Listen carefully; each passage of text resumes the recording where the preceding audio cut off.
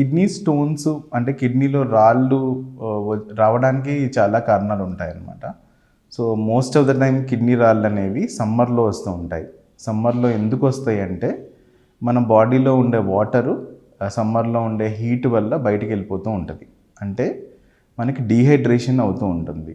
So dehydration వచ్చినప్పుడు మన బాడీలో ఉండే వాటర్ బయటికి వెళ్ళిపోయి బ్లడ్ అనేది కొంచెం చిక్కగా అయిపోతూ ఉంటుంది. సో దీనివల్ల ఏమవుతుందంటే బ్లడ్లో ఉండే కాల్షియం కానీ, ఫాస్ఫరస్ కానీ, యూరిక్ యాసిడ్ కానీ ఇలాంటి మినరల్స్ ఉంటాయి. అవన్నీ కిడ్నీలో యూరిన్ ఫామ్ అయినప్పుడు ఆ టైంలో ఈ పదార్థాలు కాల్షియం కానీ, phosphorus, uric acid, cystine levels అంటారు. ఇవన్నీ ఏంటంటే బ్లడ్ చిక్కుబడిపోయి మీకు కిడ్నీలో ఈ కాల్షియం ఈ పదార్థాలన్నీ అక్యుములేట్ అయ్యి పేరుకుపోతూ ఉంటాయి. సో కిడ్నీలో రాళ్ళు ఫామ్ అవ్వడానికి చాలా రోజులు పడుతుంది. అంటే కానీ 1-2 రోజుల్లో ఏమీ ఫామ్ అవ్వవు యాక్చువల్లీ.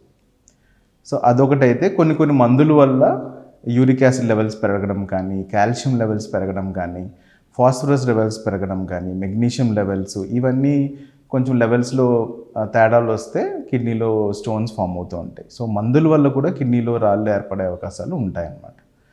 ఇవి కాకుండా మళ్ళీ అంటే కొంతమందికి కిడ్నీ స్టోన్ జీవితంలో ఒకసారి వస్తే మళ్ళీ వచ్చే అవకాశాలు మీకు రికరెన్స్ రేట్ అంటారు. దానికి రిస్క్ కొంచెం ఉంటుంది. 15-20% అనేది రికరెన్స్ రిస్క్ అనమాట.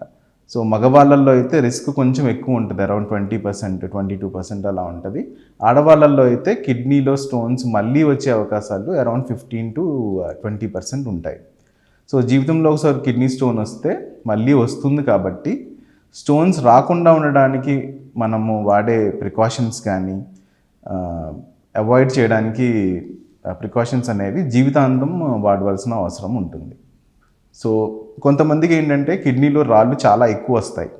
కొంతమందికి 1-2 స్టోన్స్ ఉంటే కొంతమందికి 3-4 కన్నా ఎక్కువ స్టోన్స్ ఏర్పడుతూ ఉంటాయి. దీనికి చాలా కారణాలు ఉంటాయి. మళ్ళీ మోస్ట్ ఆఫ్ ద టైం ఇదేంటంటే ఫ్యామిలీలో మీకు రన్ అవుతూ ఉంటాయి. అంటే నాన్నగారికి కానీ, సిబ్లింగ్స్ కానీ, గ్రాండ్ పేరెంట్స్ కానీ, తాత ముత్తాతలు కానీ ఇలాగ స్టోన్స్ అనేవి ఎక్కువ ఏర్పడుతూ ఉంటాయి. అవి ఏంటంటే ఇలాగే కాల్షియం, ఫాస్ఫరస్, యూరిక్ యాసిడ్ ఈ మినరల్ మన బాడీ హ్యాండిల్ చేసే పద్ధతిలో కొన్ని తేడాలు ఉంటాయి అన్నమాట. సో దానివల్ల మీకు కిడ్నీలో రాళ్ళు ఎక్కువ ఏర్పడతాయి, మళ్ళీ వచ్చే అవకాశాలు ఎక్కువ ఉంటాయి. ఇవి కాకుండా మందుల వల్ల కూడా రికరెన్స్ అంటే మీకు నెంబర్ ఆఫ్ స్టోన్స్ ఎక్కువ వస్తూ ఉంటాయి. కాబట్టి ఏవైతే ప్రికాషన్స్ ఉంటాయో అవి జీవితాంతం మనం ఫాలో అవ్వాల్సిన అవసరం ఉంటుంది. కిడ్నీలో స్టోన్ అంటే కిడ్నీలో ఉంటే యూజువలీ పెయిన్ అలాగే ఎక్కువ ఉండకపోవచ్చు, సిమ్టమ్స్ ఎక్కువ ఉండవు. అదే కిడ్నీలో ఉన్న స్టోన్ కిడ్నీ నుంచి బ్లాడర్ అంటే మూత్రం సంచికి వెళ్ళే ట్యూబ్ ఉంటుంది, దాన్ని యురేటర్ అంటారు. ఆ యురేటర్లో స్టోన్ ఏమన్నా స్టక్ అయిపోతే అంటే సైజు ఎక్కువ అయ్యి ఆ స్టోన్ అనేది ఆ ట్యూబ్లో స్టక్ అయిపోతే అప్పుడు విపరీతంగా పెయిన్ వస్తుంది. జీవితకాలంలో ఈ పెయిన్ అంటే ఇలాంటి పెయిన్ నాకు ఎప్పుడు రాలేదు అనుకునే అలాంటి పెయిన్ వచ్చే అవకాశాలు ఉంటాయి. దీంతో పాటుగా యూరిన్లో బ్లడ్ రావడం కానీ, యూరిన్లో మంట రావడం కానీ, బ్యాక్ పెయిన్ రావడం కానీ ఇవన్నీ కిడ్నీలో స్టోన్స్ వచ్చే సిమ్టమ్స్ అన్నమాట. ఒకవేళ ఇలాంటి పెయిన్ వస్తే వెంటనే డాక్టర్ దగ్గరికి వెళ్ళి అల్ట్రాసౌండ్ అనే స్కాన్ ఉంటుంది. లేదు అందులో మంచిగా తెలియకపోతే సిటీ స్కాన్ కూడా చేసుకోవాల్సిన అవసరం ఉంటుంది.